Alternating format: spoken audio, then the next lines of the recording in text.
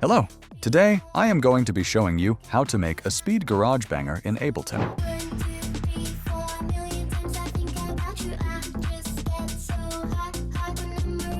Let's start with the drums.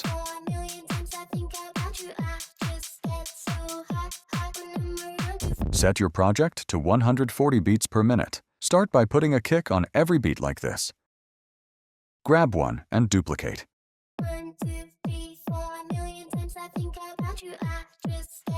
Then grab a hat. It's going to go on every second beat.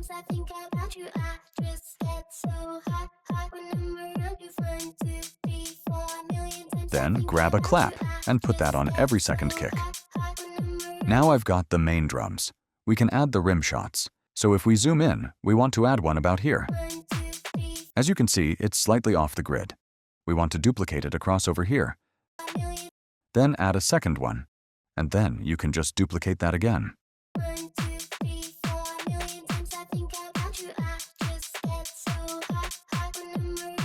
Add a reverse hat. It's just a normal hat. Just grab any sort of hat, reverse it. That could follow it into like a crash.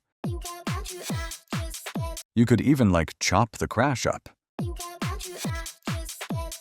You want drums just like this? You can get them from my Speed Garage Volume 5 drums pack. The link for that is in the description.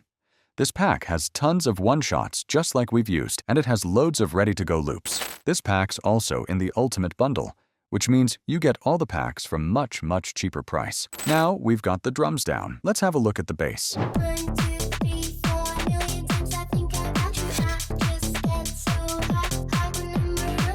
So this sound is made in Serum, and it's a preset from my Speed Garage Volume 3 Serum preset pack. Now let's see how the sound design is made. So if you have a look at the MIDI, you'll see this automation.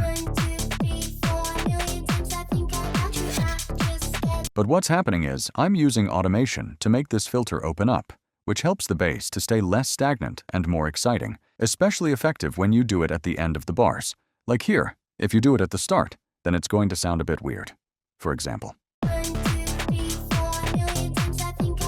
Like it releases energy, whereas if you have it sort of building towards the end of the bar like this, then the energy is rising.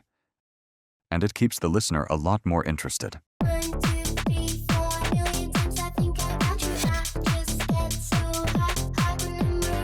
Let's have a breakdown of the sound design itself. So the first thing we have is the sub. It helps to sort of give that really deep, low bass, especially if you're in like a club system. We then have a wavetable, which is the analog shapes, and it's just a saw wave. What we've done with this is pictured down an octave and add unison. If I get rid of this, it's just straight down the middle. If you add this as a lot of width, we then bring the detuned down to 0.04, otherwise it's going to be too wide. We then add oscillator B, and this one is just straight down the middle. So again, basic shape, saw wave -1, straight down the middle. For more width, we then add oscillator C, which again saw wave -1. But we've done is +7. So without that, that's still a bass, but not a sort of moody bass we're after. This is basically creating a chord of a fifth. Unison up to 12, detune 0.07, without the filter. Then we need that to bring it all together. So select S, A, B, C, and noise. I also added this kick on the noise, helps to add just a little bit more punch. And what we have is this envelope. So this envelope has been dragged over onto the cutoff. And the more you drag it up, the more high is going to come in, and the less so it's going to be a lot bassier. So about 64%, a good sort of middle ground. And what we're then doing, what you can do is add a macro onto that to get that automation.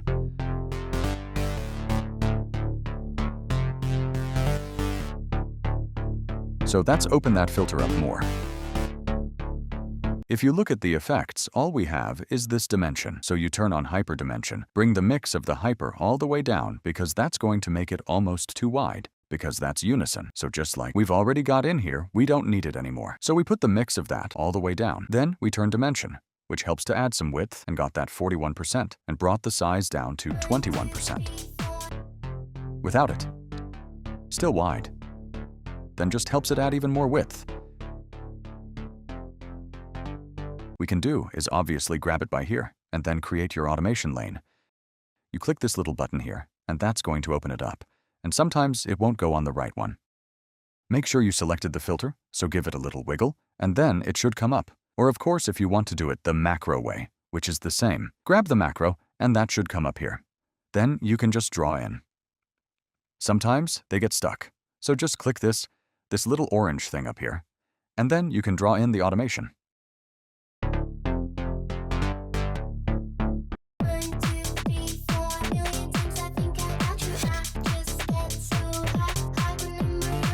We can also do if you click Alt, or on a Mac as option. Then you hover over that line. You can curve it so you can create a more sort of smooth. You can do some like this and curve it down. Thank you very much for watching. I hope you enjoyed that video. I will see you next week for another banger. Cheers.